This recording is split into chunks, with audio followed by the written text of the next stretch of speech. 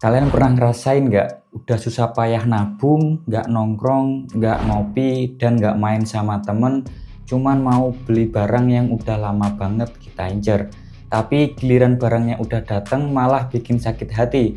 Entah itu karena cacat, rusak pas pengiriman, atau bahkan ketipu sama oknum yang tiba-tiba nge-WA setelah kita nerima paket.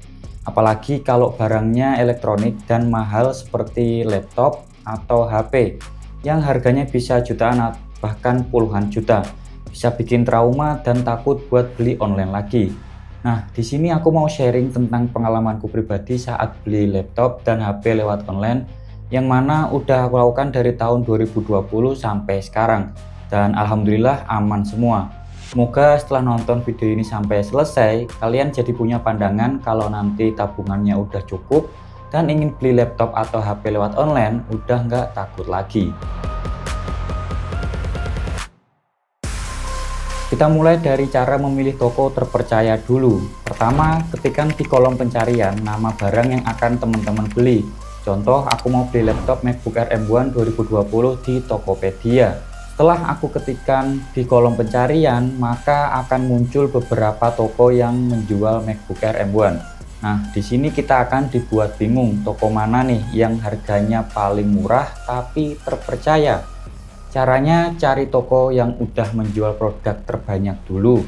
Tapi perlu diingat, terkadang keterangan produk udah terjual banyak itu juga bisa menipu loh. Makanya kita sebagai pembeli harus hati-hati banget buat tahu apakah ulasan yang diberikan itu asli atau palsu. Nah, cara bedainnya gimana bang? Gampang banget.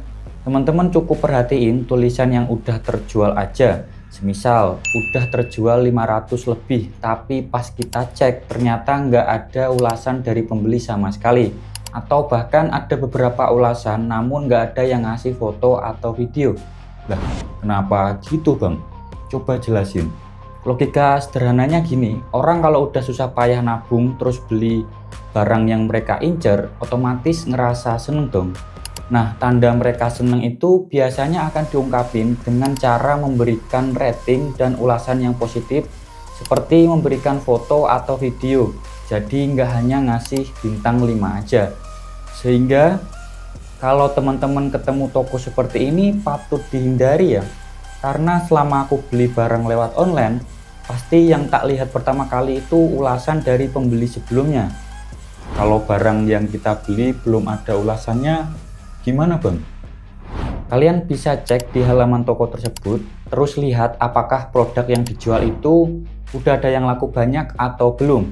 Jika di Tokopedia, kalian bisa ngecek melalui rating dan ulasan. Di sini nanti akan muncul semua ulasan beserta rating atau bintang yang diberikan oleh pembeli.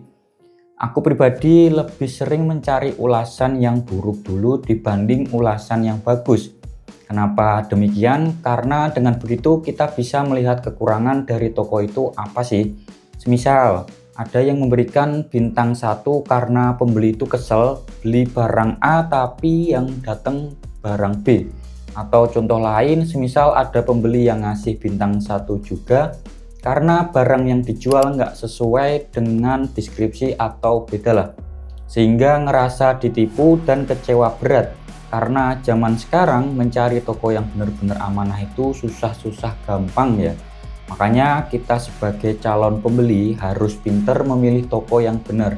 Dan jangan sampai ketipu oleh ulasan palsu yang dibeli sama toko tersebut. Agar rating dan ulasannya bagus, padahal aslinya banyak yang bermasalah atau bahkan banyak pembeli yang kecewa setelah membeli barang di toko itu. Udah nemu toko yang cocok, terus jangan lupa tanyakan tentang produk yang akan kita beli. Ibarat kata seperti kita beli di tempat offline aja. Tanyakan sedetail mungkin apa yang ada di isi kepala kita atau yang menjadi kita ragu buat beli. Jangan sampai kita nanti nyesel setelah barangnya datang kok nggak sesuai sama ekspektasi. Emang apa aja bang yang perlu ditanyakan? Kalau aku biasanya yang pertama kali ditanyakan itu terkait ketersediaan produk. Hal ini untuk menghindari ketika kita udah check out ternyata produknya itu habis. Yang kedua, kalau beli laptop atau HP lebih ke warna yang ready itu apa aja. Lanjut ke spesifikasi. Jika di etalase tidak menyediakan opsi upgrade, maka sebaiknya langsung ditanyakan apakah tersedia untuk varian RAM dan internal storage yang lebih besar. Tapi biasanya untuk opsi upgrade di laptop atau HP yang akan kita beli udah tersedia di etalase.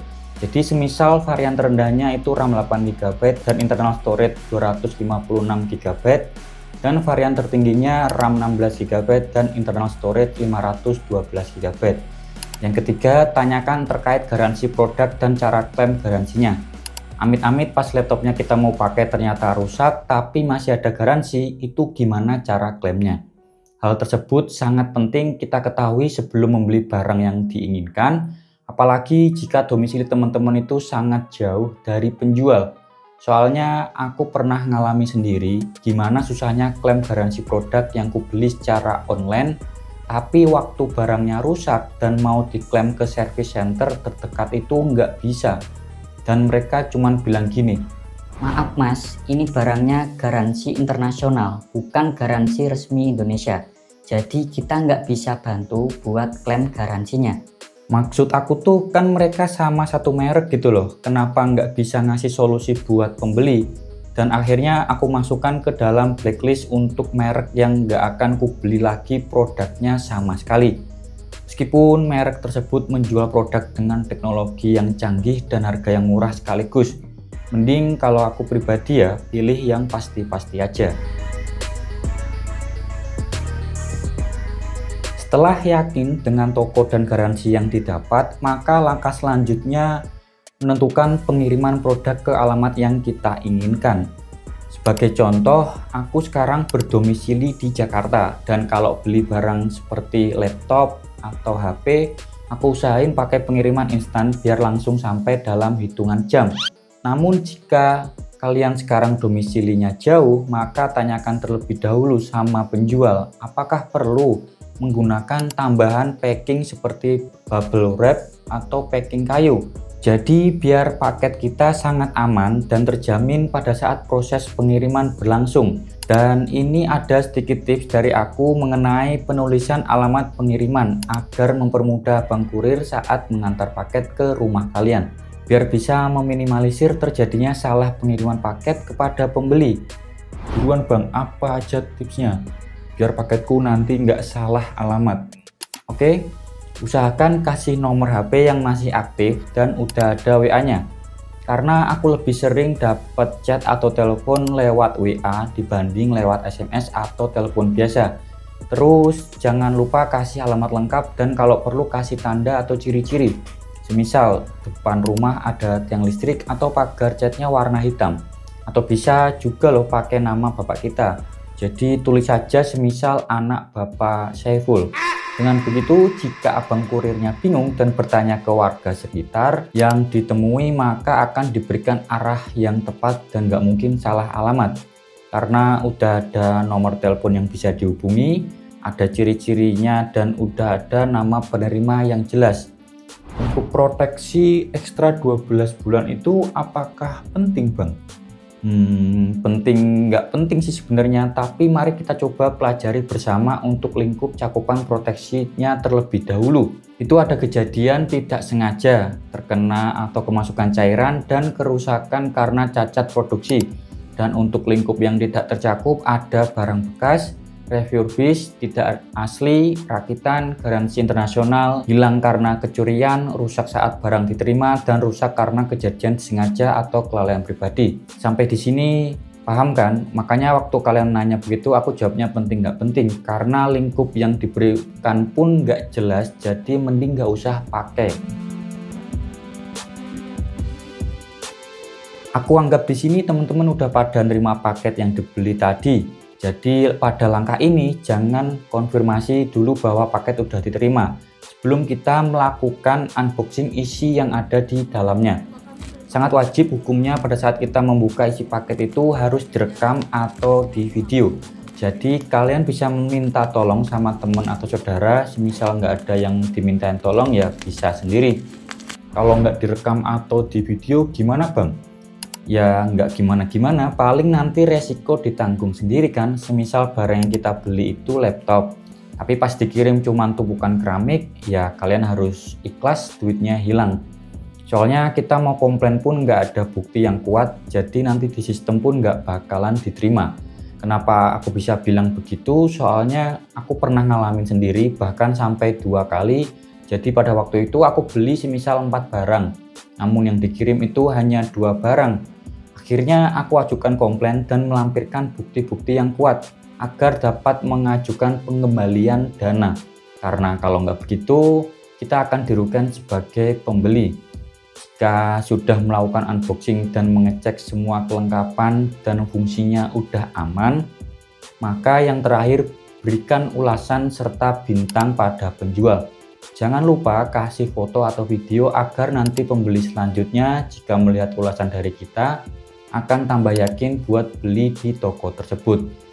Mari sama-sama kita berikan apresiasi kepada toko yang amanah, yang mengedepankan kepuasan customer, karena aku merasa banget kalau sekarang nyari toko yang amanah itu emang susah.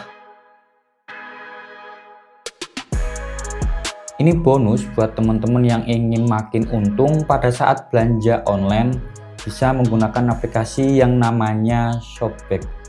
Perlu digarisbawahi, di sini aku nggak di-endorse atau lagi bersama dengan pihak Shopback, melainkan 100% dari kesadaranku ingin sharing aja. Soalnya kalau ngelihat sekarang diskon atau promo cashback yang diberikan itu sangat sedikit banget, beda sama zaman dulu. Di sini aku udah pernah narik duitnya dari aplikasi Shopback, kalau di total sekitar 134.000.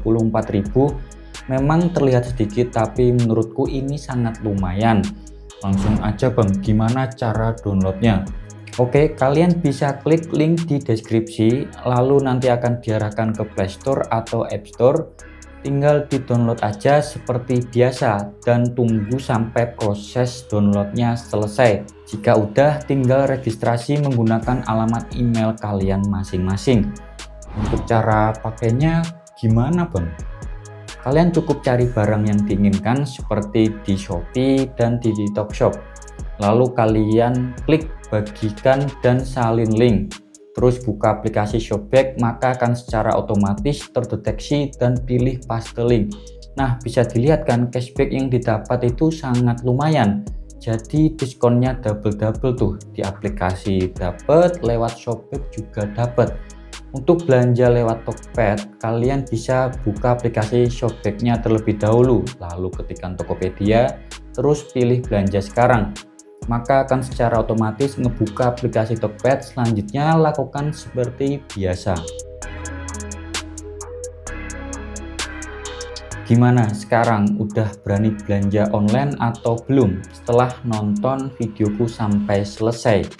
Kalau belum, boleh ceritakan kenapa alasannya di kolom komentar ya. Nanti kita diskusi bareng, karena di sini aku akan selalu usahain bales komentar dari teman-teman, entah itu saran, kritik, dan masukan, sehingga tidak monoton komunikasi satu arah aja. Aku yang ngomong di depan kamera seperti sekarang ini. Semoga video ini bermanfaat dan jangan lupa share ke grup keluarga atau orang tua kalian. Siapa tahu ada yang mau beli laptop atau HP baru lewat online.